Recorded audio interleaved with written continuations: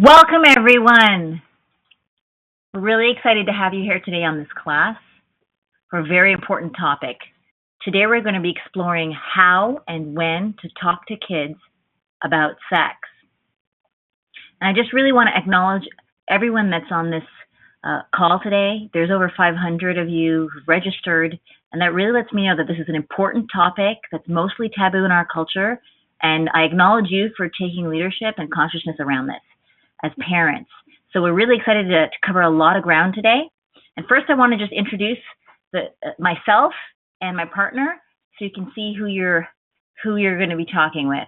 My name, for those of you who don't know me, is Annie Lala, and I'm a professional relationship coach specializing in true love relationships. Mostly I help skeptic singles find their soulmate, and I also specialize in helping couples who love each other but have conflict, and I help them alchemize their conflict into intimacy with a series of strategies I call the art of fighting. So that's what I'm up to, and I'm here with my amazing sister who's also a coach and a leader and a workshop leader, and her name's Ria, and I'll let her introduce herself now.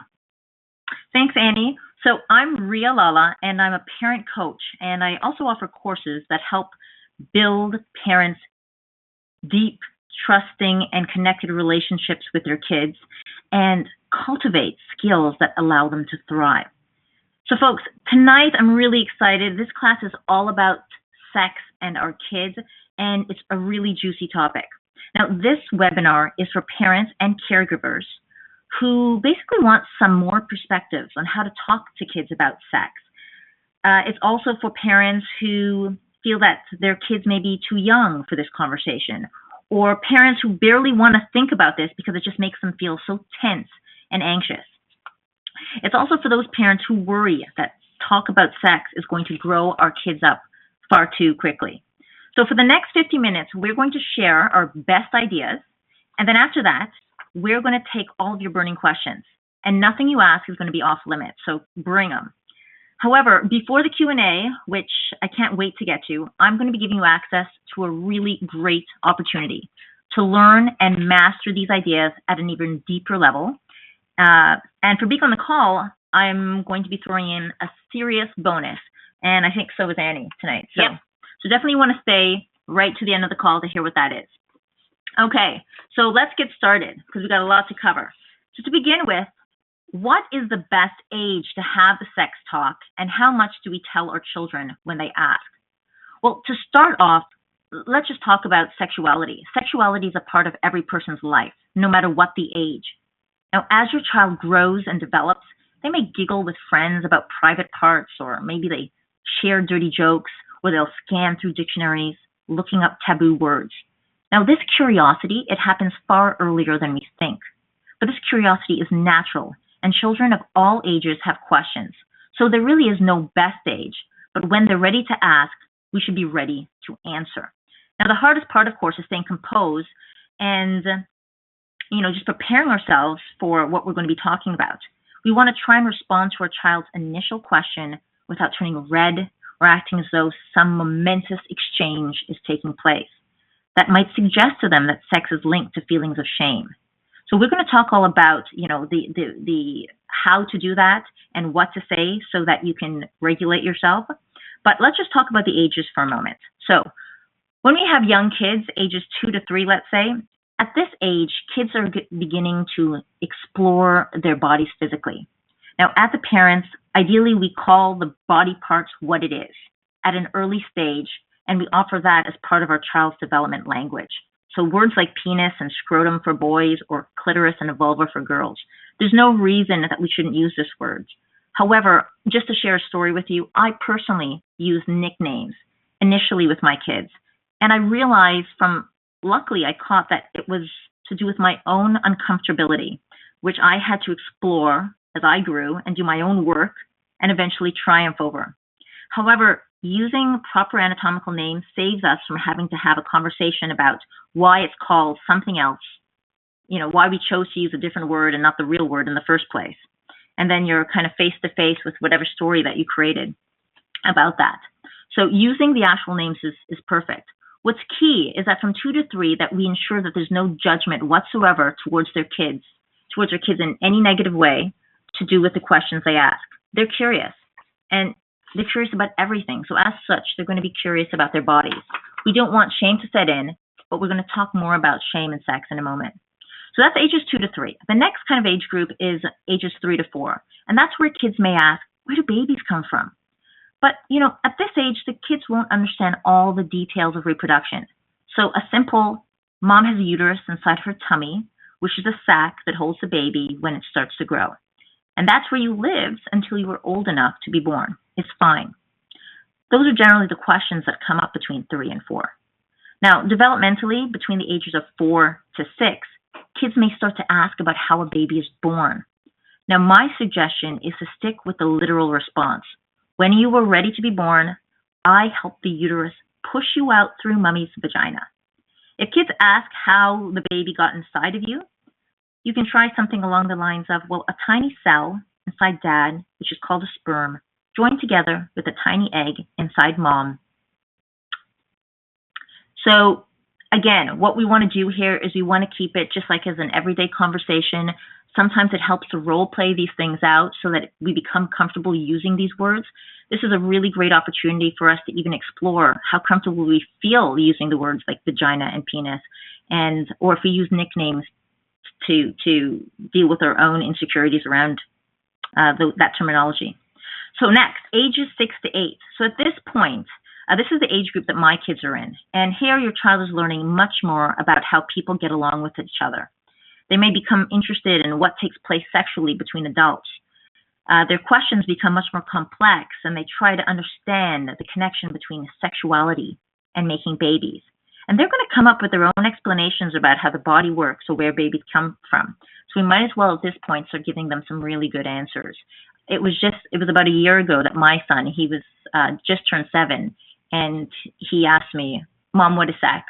And at that point in time, I had thought about the conversation, but I hadn't really prepared my mind for the fact that he had said it, just blurted it out. And then shortly after, he said, as I looked at him, taking a moment to regulate myself, he said, Logan, who was the boy down the street, wants to have sex with Ava. So at this point in time, I felt like I was about to choke because I just wasn't prepared. But I did realize that there's a lot of issues and shame that can be created around sex. So I said to him, that's a great question. Hang on a minute, let me just put my plate down. And in that moment that I put my plate down, it gave me a chance to recoup and think about how I answer that question. And we're going to get to that in a bit. So it's really important that we help our children understand sexuality in a healthy way. Lessons and values that they learn at this age will stay with them as an adult. And it's also going to encourage meaningful adult relationships later. Parents at this point can talk about the realities of puberty and what body changes are going to be occurring in their children. So I told my kids that when you get older, maybe when you're around 13 or 14, you might start to see hair grow under your armpits or in your private areas. I told my son that his voice may change and get deeper.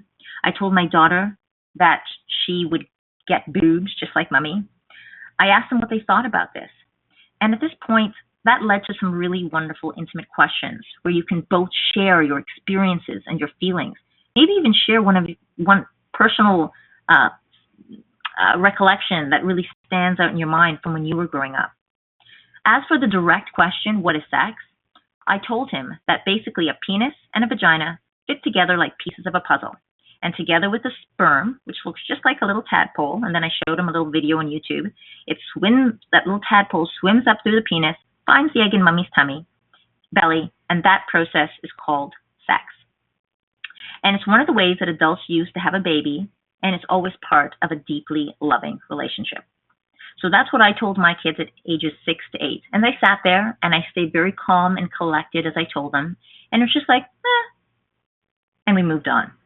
Ages 8 to 9. At this point in time, at this age, we know that our kids aren't living in a bubble. They're exposed to kids that are down the street, in the schoolyard, at school. And even though I don't have TV or any magazines, they would find out, potentially have questions about sex just by watching a David Attenborough documentary.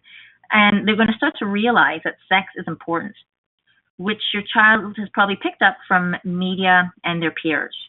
So a child at this age can handle a basic explanation on just about any topic, including a topic like rape. I mean, remember, when we talked about sex as being part of a loving relationship, rape, you can explain to your children, rape is when someone forces another person to have sex, and that's something that we never want to do.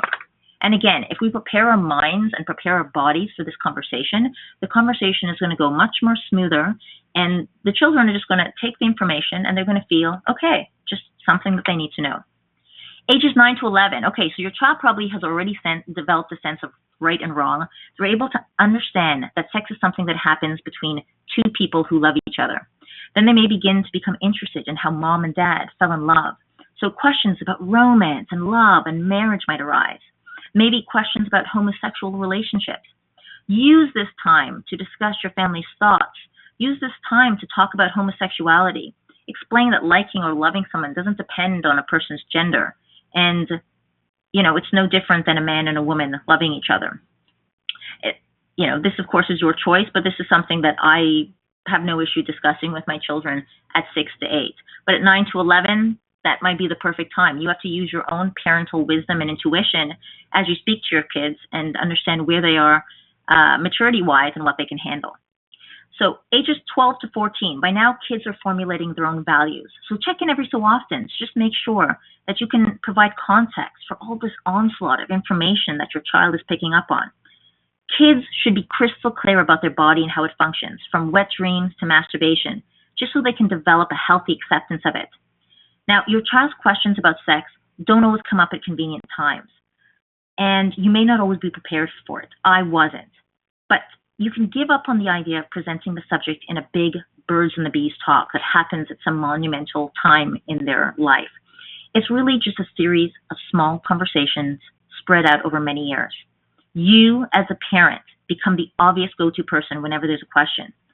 And you also don't want to give the kids too much information to overwhelm them. So if you just talk about sexual matters from the beginning of a child's use of language, there never needs to be a heavy conversation. Keep them simple, keep them to the point. So, for example, if a 6-year-old wonders what birth control means, it's not necessarily that they're asking you all the specifics about intercourse. Just give them the information that they ask for. And here's a tip that I live by. Never avoid a teachable moment. Dive in and offer accurate information whenever your child goes anywhere near the topic of sex. Okay? So that's basically for the ages. And the next part that I want to talk to you, we want to talk about when, but I want to tell you a little bit about the how. Now, to do this well as parents, thinking about how we talk to our kids, we need to attune. And attunement means to think about what we are doing. How are we showing up non-verbally and verbally? What energy are we putting into the space? Are we in the same vibrational frequency as our kids are? It's essentially a dance that you're doing. You know it. You felt it when your child was just a baby. Your baby goes coo, and you go coo, and it's just like this wonderful dance you do. And that dance is maintained as they grow and develop.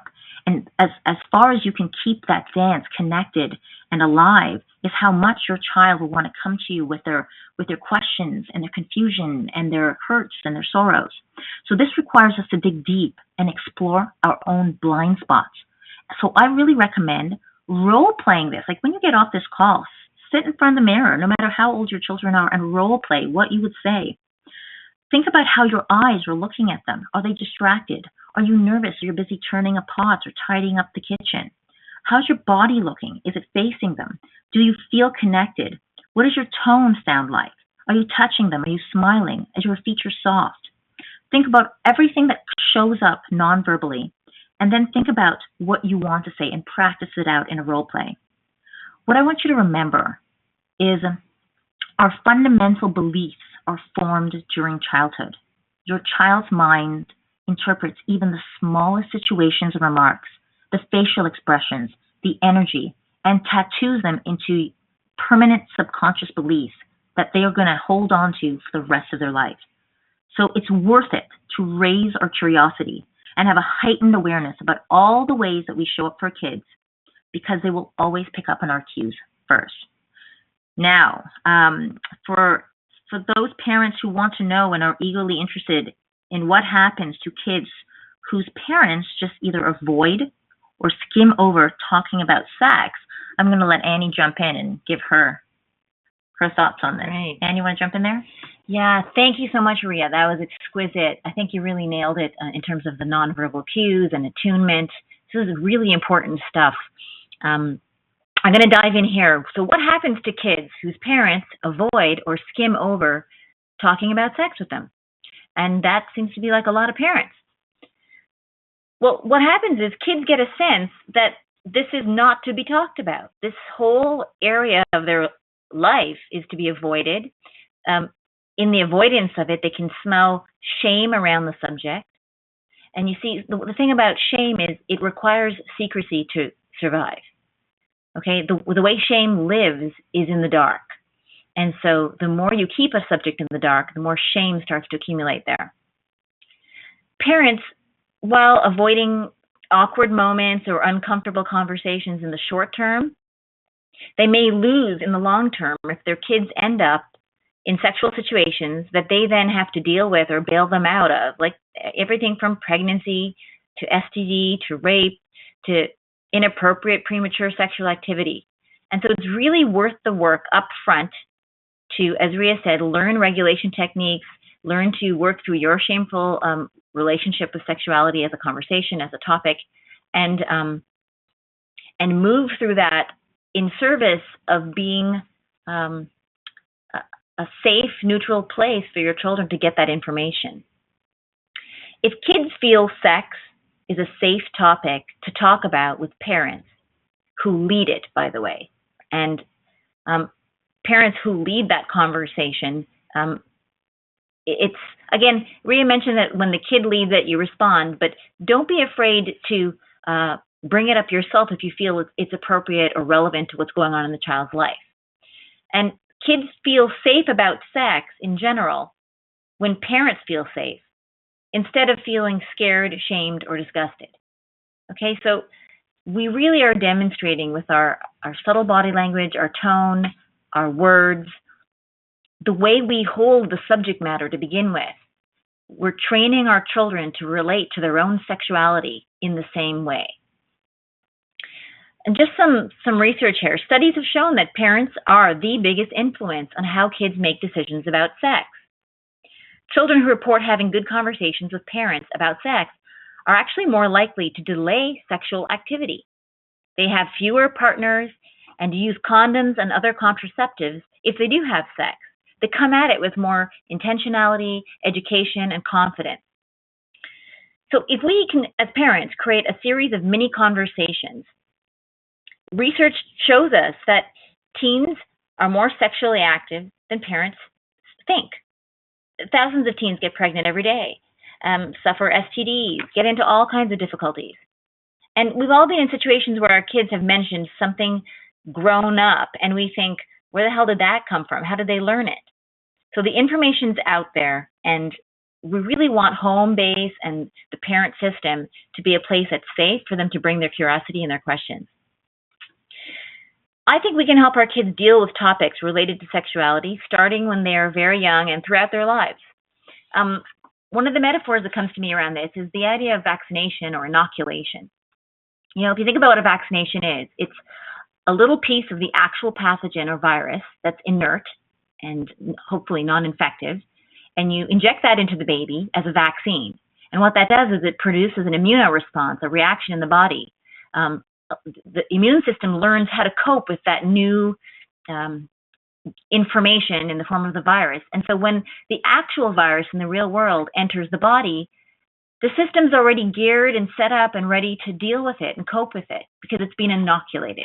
And so as parents, being able to have the conversations with our kids about sex, we're inoculating them against the disease of misunderstanding and poor education about it later down the line, from friends or online chat rooms or pornography or just all the other places that are less reliable sources of information.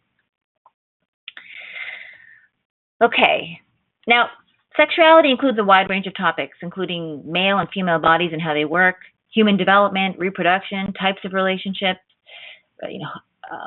heterosexual, homosexual, what makes a relationship healthy or unhealthy, what makes good sexual behavior, poor sexual behavior, and how to prevent pregnancy and STDs. The relationships that we build and the conversations we have and expectations and boundaries we create is really what ensures our children are able to make good, great decisions about what they do in their sex life. The next thing I want to say is it's so important to talk to your kids about sex before everyone else does. So, although parents may want their kids to remain innocent, the reality is that no parent can really shield their child from the sexual content that permeates so many aspects of popular culture. By creating a foundation of communication early on, by talking with our kids about sex, us as parents, we can help our children navigate the sexual content around them, give it a context. Talking about sex not only helps kids understand the information that's coming at them, it gives them a clearer sense of what's their family values around sex and allows them to live their sexual life from that place. I think more than ever, as responsible adults, we need to stay one step ahead of the game by arming our children with accurate information about sexual health before they get their questions answered on the playground by older friends, or worse, through, unreliable resources or through experimentation without understanding. We need to teach them to think critically about what they hear, and I think this open communication helps parents to establish themselves very early as their child's number one source of sexual health information, and then throughout their development. Kids want to hear this information from their parents. They really do. This, I think, is what builds trust the most. All right, I'm going to hand it over to Ria for the next question. She's going to talk about, I'm doing the next question. Question number 4, right. Okay, so next thing we're going to talk about is learning how our shame as adults around sexuality, the shame that we have in ourselves, how it actually impacts our kids. This is a really important and subtle aspect of this whole conversation. There's a great quote by an artist, I think it's Picasso, but I can't remember, and he says, leading by example is not one way to inspire another person. It's the only way. And one of the things we all know as parents is kids copy. I call them not just Homo sapiens, but Homo imitans. They imitate us. They don't follow what we say, they follow what we do. They follow how we be. And our kids can actually smell into and tune into how we feel about the subject that we're talking about, and in particular around sex. They know by the tone, the facial gestures, our energy, whether we're making eye contact or not, how much eye contact, the fidgeting in our body, the relaxedness of our position. I really think the more neutral and congruent and relaxed that you are when you're talking about sex with your children, the safer your kids feel about their own sexuality, right? So if you're talking about sex and you're nervous and twitching and fidgety and uncomfortable and your eyes are darting everywhere, this sends a message to your kids that it's not a safe space. It's not a place you can be comfortable with. And so you pass on that insecurity and that shame to your kids without even realizing it. I want to remind you that when a kid is born, when your child is born into your reality, the mother and the father is their reality. It's the father is God and the mother is goddess. And whatever you guys do as parents is right. And they're programmed to copy what has worked so far, and you guys represent that. So whatever you do, they can't discern what's optimal, suboptimal, what's insecure, what's secure. They just copy as it is. And I really want to invite you and inspire you to take on being conscious about not passing on our crazies, our insecurities, our shames, and our awkwardness around sex to our kids. Because you know deep in your heart how it's held you back privately, kept you back from feeling alive in your own sexual life, and the last thing you want to do is saddle your children with those same shackles. And I just want to announce this. As a relationship coach, I work with couples, I work with love, I work with their sex life. And straight up, sex is not itself shameful at all. In my opinion, it's the most magnificent vehicle for life to propagate itself into the future. It is how a human being is made and born. It's the sacred movement pushing evolution and nature forward, and it's how you came to be. Every human you've ever met, it's a miracle, and they came into being through sex. And I really want to reinforce the sacredness of that. And if you hold that as part of the narrative when you talk to your kids about sex, energetically, you hold the sacredness of it, they too will learn that there's something magical, sacred, and important about this topic. If this is something you struggle with and you don't know how to do it, I really encourage you, for your kids' sake, to work with a coach, a partner, a therapist, and explore your own hang-ups, your judgments and shames around sex. Not only will it improve your own sex life for sure and turbo boost your romantic relationship, it impacts your creativity, your aliveness, and it helps demonstrate a relationship to sexuality that is inspiring to your child instead of scary or shameful or awkward. Now, I'm just going to run through a few quick, hands-on examples of things that happen, as parents who have kids. So what do you do if you happen to catch your kids touching themselves? What do you do? Well, again, we're speaking from our own experience, and the first thing I want to offer to you is to recognize that kids are curious. They touch everything. All over their room, they touch things. They touch you, they touch themselves. There's no difference between them touching their pee-pee, their penis, or touching their nose until you make it a difference by the way you react. Okay? And what I'd love to have is the kids of the future to have an empowered, prideful relationship towards all parts of their body. So when you catch your kid touching themselves, you could say, hey, I see you're touching yourself. Do you know what that is? That's your penis. And the tone of your voice and the energy that you're bringing is, hey, it's okay. There's nothing wrong here. It's totally natural. You don't want to shock them or abrupt them or abruptly nudge their hand away from it or in any way dissuade them from doing what's natural and organic and driven by their animal curiosity. So what if you happen to pass their room, or what if they happen to walk into your room and see you naked, right? How do you respond? Well, you're naked. You see them naked all the time. The minute you act in such a way that it's wrong or bad, or you shut the door or you shoo them away, what you're installing in them is naked is bad, something shameful, and that's the early beginnings of teaching your child that there's something about their body that shouldn't be shown. Now, I'm not saying you parade around your house naked in front of your kids, but if they happen to see you naked, you just smile, you make it casual and organic, and then you might throw on a robe or you might put some clothes on, but you keep moving at the pace you were, you don't draw a lot of attention to it, and you definitely don't make them feel bad or wrong about happening to view that. Again, paying attention to your tone, your facial gestures, your eye contact. What you really want is a cool, collected, untriggered, and undistressed parent who just happened to be naked in her room getting dressed. Okay, what if your kids try to touch your sexual parts, right? That's an interesting one. They're curious, again. And as Rhea said earlier, this really depends on age. But the one thing that doesn't depend on age that I want to assert and make really clear is I don't think it's ever appropriate to reprimand or shame a child for touching any part of your body. Okay? What it does is it sets up an anchor in their animal system that damages them for the long term. Not to do that. They're bad. They're wrong. So what you do, say they touch your boobies or they touch your pee-pee or your vagina, your penis. Don't pull away violently or abruptly. Don't shove their hand away or make any verbal suggestions that they were bad and wrong.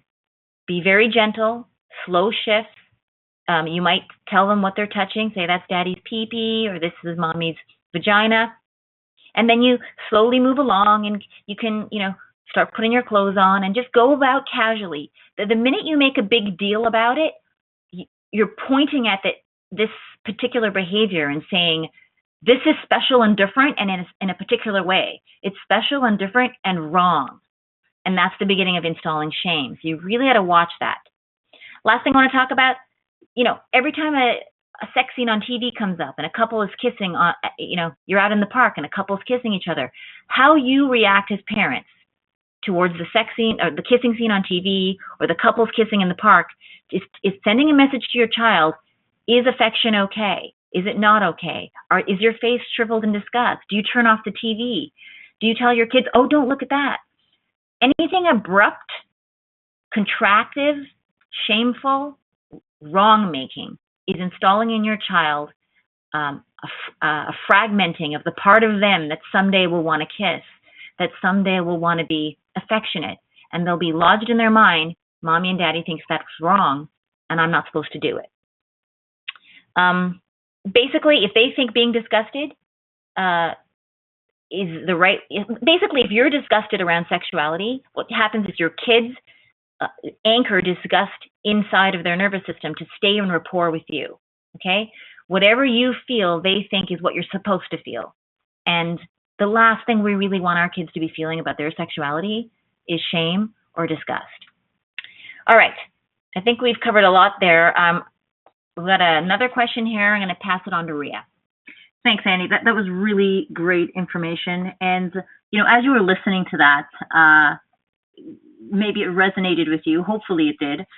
But in order to do that, we need to do something else as parents. And we need to be able to put ourselves in almost the emotional space that we can not have that violent reaction, as Annie refers to. So what I want to talk to you about now about is how do we prepare our mind and body for a conversation that often tends to have a high degree of stress and anxiety. So I'm going to tell you a little bit about something called emotional regulation, which is your access to staying calm and cool and collect no matter what situation is thrown your way. Now, as parents, this is gold because there are many things that can throw us off our game. Tantrums that our children are undergoing, or meltdowns, arguments between siblings. Your child may be hungry and irritable and they've pushed all your buttons. Now, I not only use this technique throughout the day, but I've used this technique when I had to answer my son's questions a year ago when he asked me, what is sex? And I told him, that's a great question. And I took a moment and I made sure and I took that moment to emotionally regulate so I can stand in front of him and say what I had to say and converse with him in a way that didn't carry any judgment or didn't carry any shame-making behaviors. So I'm going to give you a high-level overview on how to regulate. Now, often, let me just tell you about something to do with our feelings. I just want to point out, when Rhea's saying regulate, she means regulate your nervous system. Like, learn how to regulate your internal emotional state. Okay, take it away. Yeah. So we often think that feelings are something that occur in our heads. You know, if that didn't happen, or if she didn't say that, I wouldn't feel this way. I wouldn't think this way. And we get stuck in a mental loop. However, a feeling is just that. It's something we feel. It's in our bodies. It's an automatic response. It's primal. The only way to process a feeling and not have it hijack our emotions, we need to get into our bodies. Now, I'll tell you something. Most of us are not used to going into our bodies. In fact, we do everything to stay out of it. We're not used to being with our rage, our insecurity, our shame, our frustration. And I mean, sit with it. See what lessons it has for you. Just feel the emotion in your body. Now, there are many ways that us humans can cool our systems down and regulate our nervous systems so that we can think clearly and feel calm. But I'm going to share with you one of the best ways to get to our body system to that state. And that is to start with this, 3 deep breaths. So what I do is I do a 3 count through my nose and a 6 count out my mouth. So it's like, and then when I breathe out, it sounds like the ocean. I do that 3 times. I always start with that. At that point in time, I then do something called midlining. So I basically take about 2 inches behind the center of my forehead and 2 inches behind my belly button, and I draw like an invisible line, okay? And that line is essentially like grounding me almost like right to the earth, okay? I almost imagine there's roots coming out from me into the ground. Now, what I'm doing when I midline is simply I'm going to follow that line from behind my forehead down to my navel as slow as I can without my mind wandering. Okay? So as slow as I can, I'm going to go up and down. This again serves the purpose of just calming my nervous system, regulating my heart rate. The next part is really crucial. And this is where we're going to be with the feeling. This is where we go into the sensations in our body. So here's where you get to be a curious detective, okay? So you basically just, and by the way, as you do this, you might think this is going to be a long, if your kids just asked you a question, you're thinking, how the heck, Rhea, am I going to do this? Well, as you get used to it, you're going to be able to do this faster and faster. I can do it sometimes in a very, very short amount of time and then be able to answer my child's question. So I go into my body and I just feel around for different sensations in my body. So I feel through my head, the back of my neck, my shoulders. I've come to know my body really well now. So I tend to feel stress and anxiety in my chest. And now, as a curious detective and staying with the sensation, I'm simply observing my body for what is that sensation. If I had to describe it to you, what would I say? What's the color of it? If it's red, is it red like blood, or is it bright red like a fire engine? What shape is it? Is it moving? What texture is it? Is it bumpy? Is it viscous? Give as much rich detail as I can, but I stay with the feeling. Observe as it's moving. Maybe it's moving from your chest and it's moving up towards your shoulder. Just stick with it. Now, the more you do this, the better attuned you'll be with your body. And instead of just feeling worried and stressed, you'll start to notice the tension in your chest. What's really amazing is I wasn't always good at this, but I got to the point now where I can check in with my body, notice that I'm speaking quite quickly, notice it almost feels like someone's stepping on my chest, and then I realize, oh, something must be worrying me, as opposed to going from my head and then noticing the stress in my body. Just stay with the feeling. You are a curious observer. So, as Annie said, that our children's nervous systems and emotional space, it's tied to mine, just like your child's is tied to yours. And you know this because there have been people that come into your space and instantly you energetically feel joy, but they haven't even opened their mouth. Or you feel, maybe we have memories of mom or dad coming into the room and they didn't even have to say anything, but you just know that mom is pissed and you can feel the stress or the anxiety or the tension that's put on the space without them even saying anything. So how we handle these moments create our children's stress and anxiety and shame and embarrassment. Okay, so as parents, we really hold a great deal of power. And in this instance, when they ask those questions about sex, we are helping code our children's first feelings towards their own sexuality. Okay?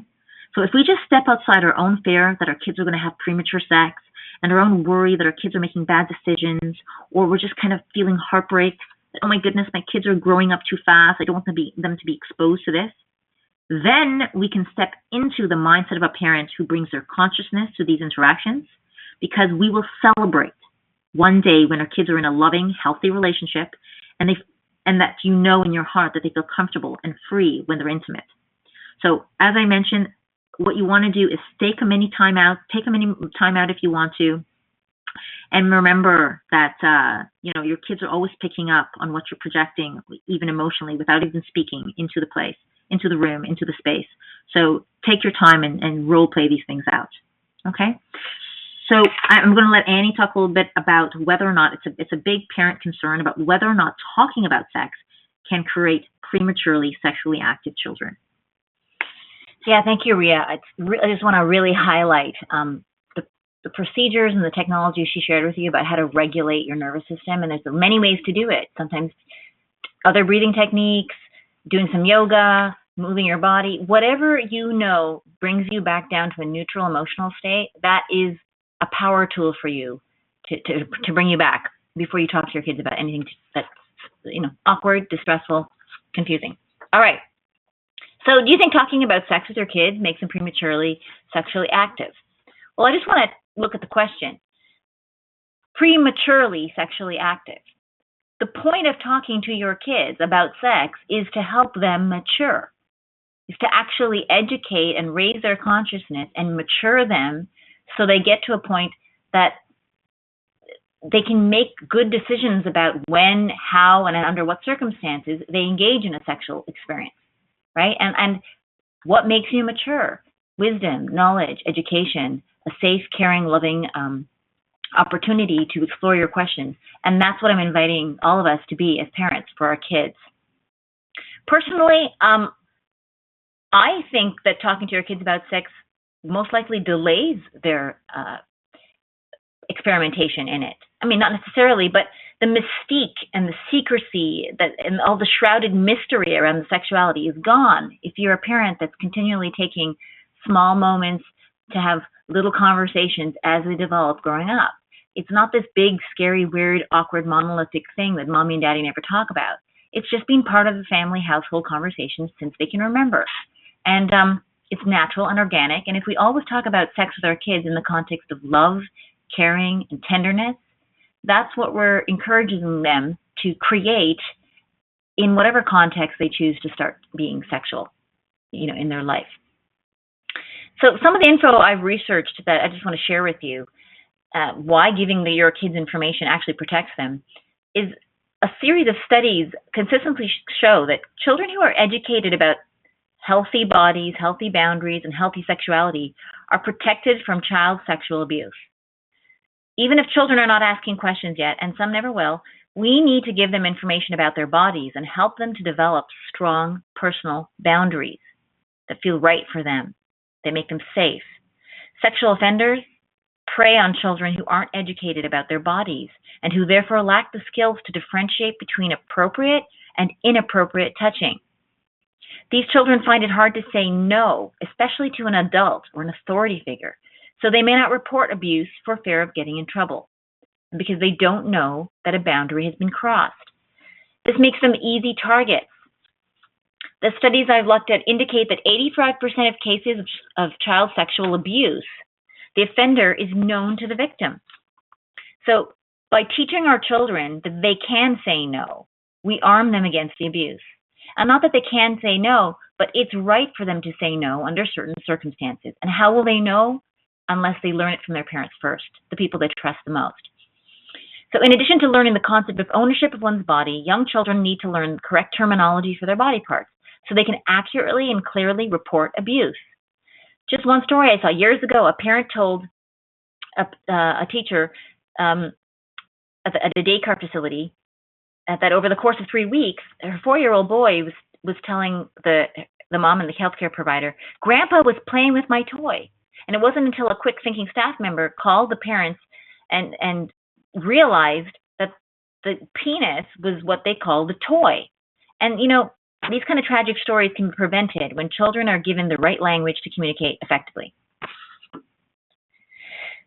We're running a little bit short of time. I'm going to maybe pass it back to you, Ria. Yeah, no, thank you for that. Okay, so I really want to speak. We have so many parents that are online tonight, and I want to speak to the worry that we have by having these early conversations with our kids, especially if you have kids that are 10 and under, about them going out into the world and sharing this information. So let's assume that you take the moment to use the appropriate words and talk about what sex is at based on their questions and what they're ready for, and that they share it at school and what that means for you, what that means for how the teacher might view you or another parent of a child might view you, okay? So basically, we know that kids are curious and they talk. But if you're concerned about your kids sharing this information or worried what a parent might think or a teacher might think, then you can have a conversation with the teacher. I mean, that's all you really need to do is have a conversation with the teacher to let them know that you've discussed with your child so that your child can feel understood and you guys can both be on the same page. Now, if you worry about whether your kids are telling others before, like other kids, before their parents have had a chance to have their own discussion, just let's first remember that we're not telling them something that's bad or wrong. You told them the facts about their body, the same way as if their ears are used to listen to things and used to hear. You chose to answer their natural curiosity. I personally chose to tell my son age-appropriate answers. If I were to say, don't talk to anyone about it with anyone at school because it's going to make them uncomfortable, the first question that I'm going to get is, why? So then you're going to find yourself down a rabbit hole undoing all of the emotional regulation you did to sound calm and cool before you said it. So I just said to my 6 to 8 year olds that basically some parents talk about this with their kids and some haven't yet. it's a great idea for your friends' parents to be the first one they talk to about this and have it be their own mommy and daddies. Let them be the ones to tell them. And then I asked them, what do you think about that? And I told them, if you want to talk more about it more, please come back. Let's talk about it. I'll tell them anything that they want to know. I like being the ones that they speak to. Now, again, if they keep pressuring and they ask, well, why? Why can't I talk about it? You can tell them, well, it's something that has to do with their own body. And mummies and daddies can be very protective about their children's bodies, just like I am, because that's your personal and private parts. And it's something that's very special, and it should be protected and cherished. It's not something to make fun or snicker about. It's a personal thing. So, I relay that information as if it's no big deal. I don't put it into this really deep, gravity-filled talk that the child can, again, energetically pick up on the fact that I feel uncomfortable, and heaven forbid if he mentions it to anyone. What I want to say as well is that sex is rarely about sex. Sometimes for a child, it's about a hunger to be desired, an escape from boredom or loneliness. It can be about staking territory or claiming possession. It may be an attempt to just lock into an exclusive relationship with somebody. For young boys, it can be about status and recognition, or scoring, or belonging, or fitting in. For girls as well, clinging and holding on to, dominance, submission, a need to please. It may reflect a lack of boundaries or an inability for your child to say no. But it also can express love, heartfelt passion, and intimacy. But almost always, sex is about attachment. And for kids and adolescents, it's an expression of an unfulfilled need. The need to be attached to someone.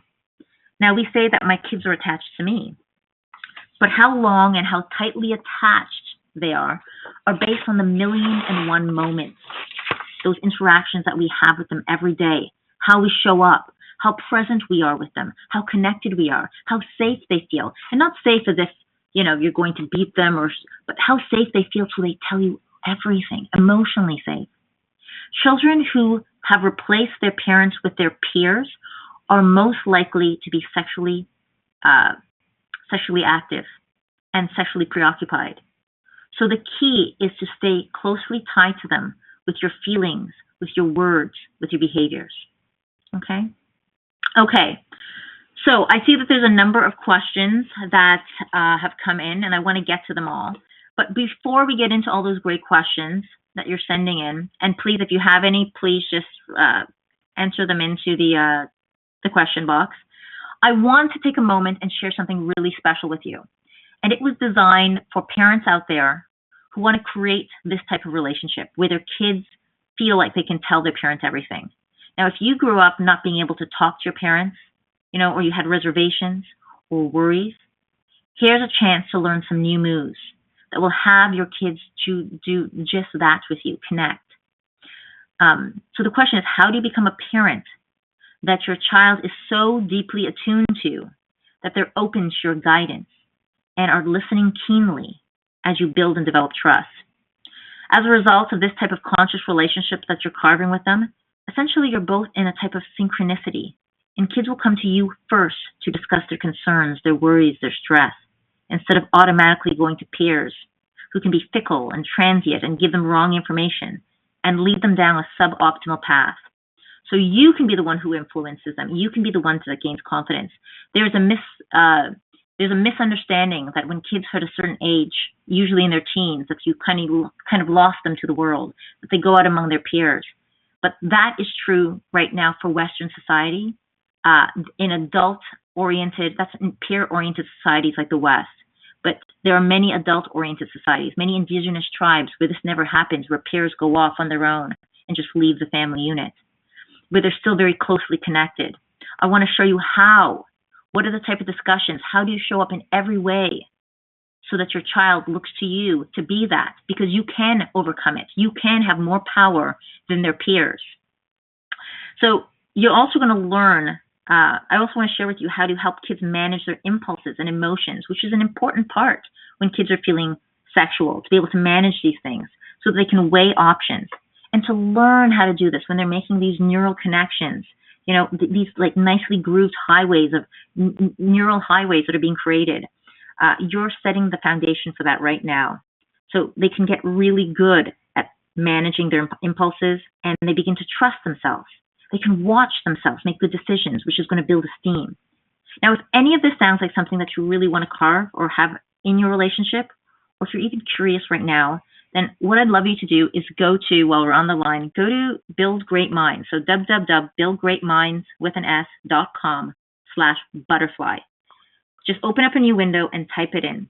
So buildgreatminds.com/butterfly. So I built this for you guys special for this webinar, and it's for conscious parents who want to create something really extraordinary. Now, just to let you know, I'm only taking 15 people. It's a 7-week teleseminar where I'm going to share with you my best stuff.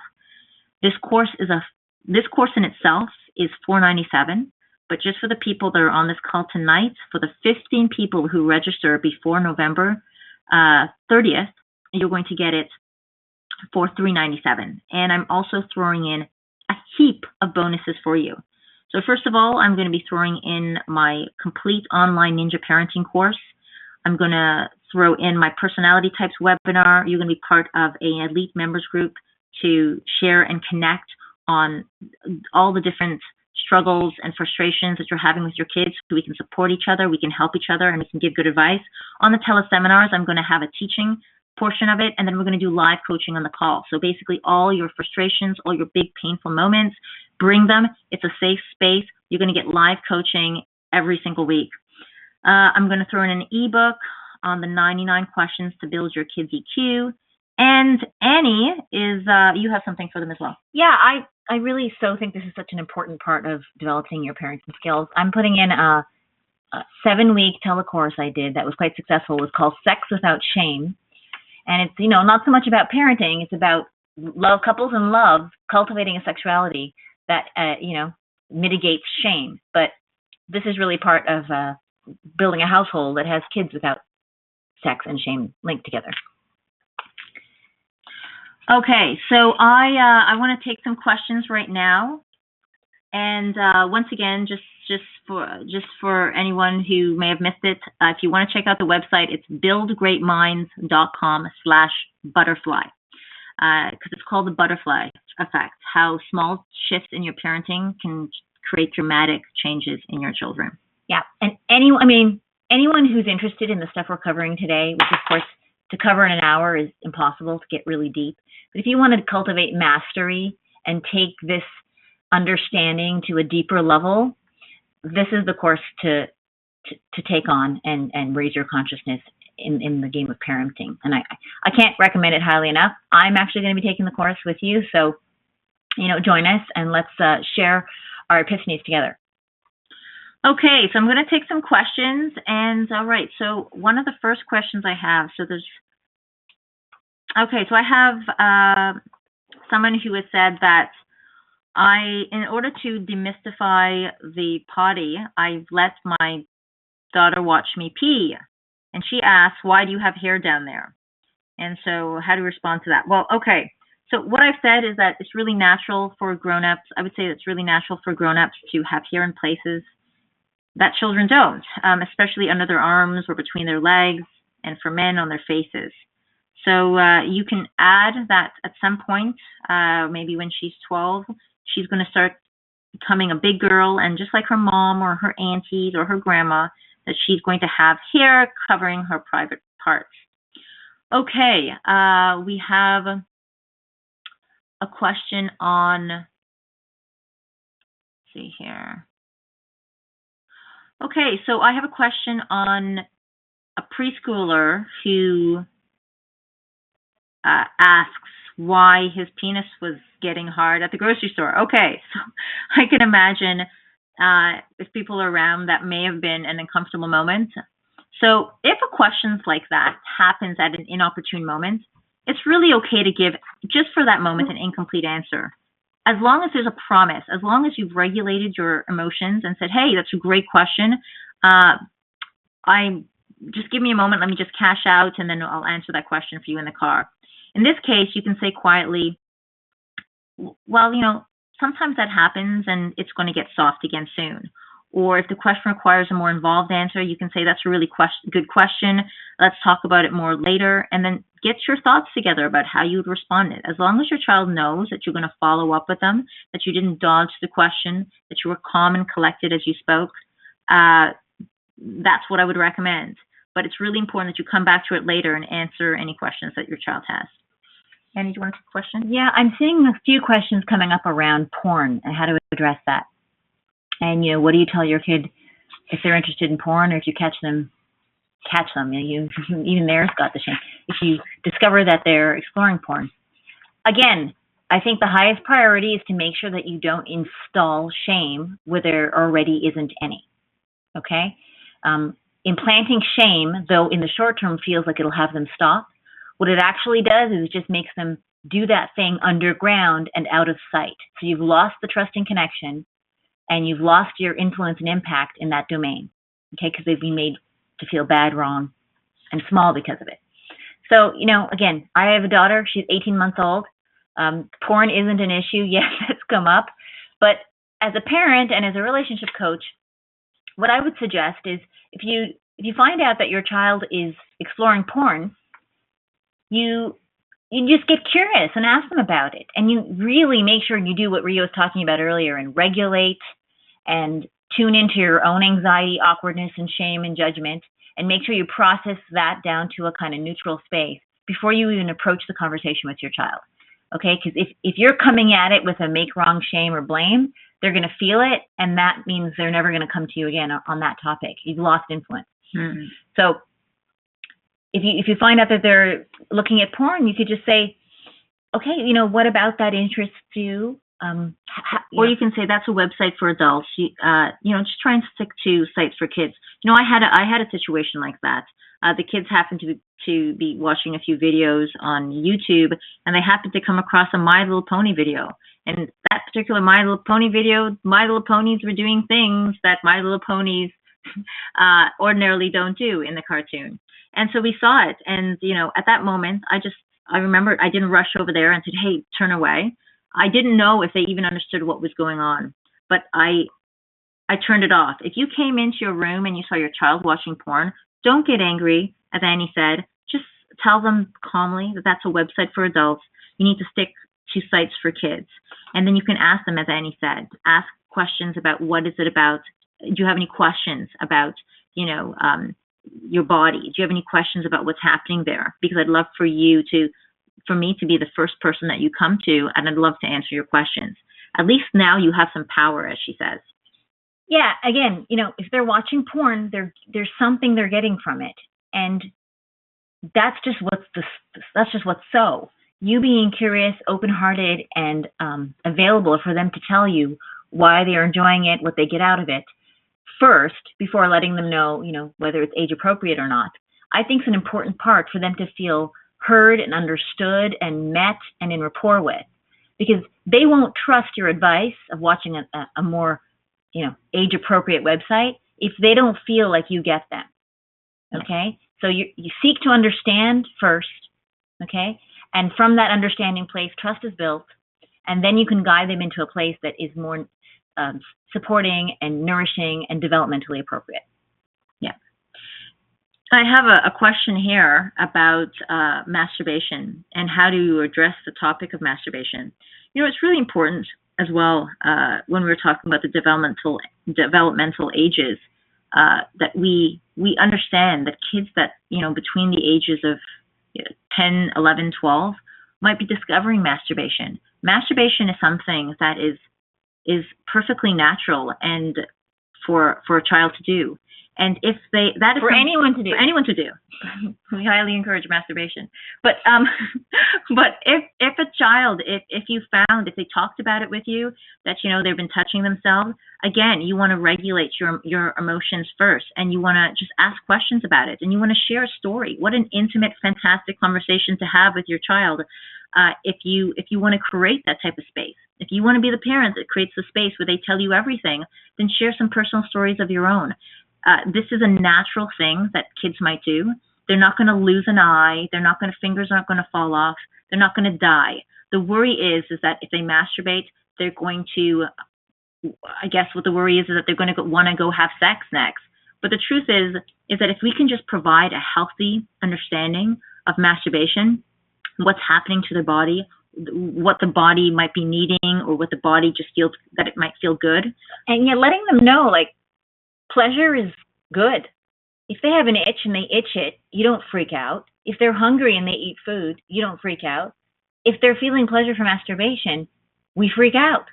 And, just letting them understand that pleasure is natural and normal. And again, if there's ways that they masturbate, that, if there's a compulsive energy to it, or there's something about it that you deem is possibly unhealthy, then, you might want to look into that deeper, right? If it becomes a kind of addictive, compulsive habit. But, a child touching themselves anywhere and having it feel good is just normal. And I really want to reinforce to parents, like, whatever you grew up with, whatever your parents told you about masturbation, or whatever your culture and system, reinforced for you, I'm going to speak on behalf of both of us here. A child has a right to touch their body in a way that feels pleasurable. The minute you put shame onto it, what happens is you install a stigma around pleasure itself. And then that generalizes not just on sexual pleasure, but pleasure at large. And what you're doing is constraining that child's ability to enjoy their life. That's the last thing you want to do as a parent.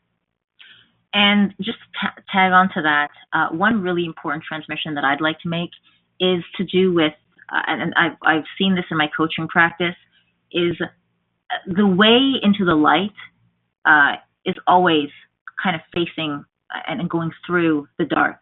You have to go through the shadow.